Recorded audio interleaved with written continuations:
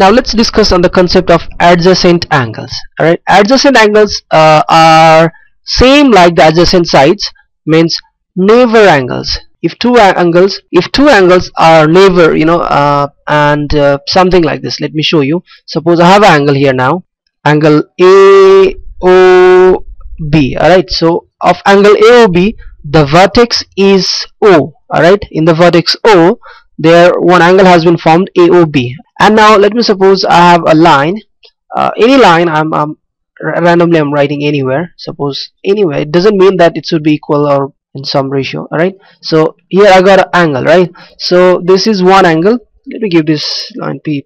Alright, so I got an angle POB here, and I got another angle AOP. And in this case, what I can say that this OP line, this OP line is common in both of the angles. See, POB, so P comes here, like POB. So in this angle, if you go, so in angle POB, this OP comes, and if you go for the POA, again OP comes. Alright, in this angle also this OP comes. Means OP is a common arm here, is a common arm. And one more thing they have common, the vertex is common, right?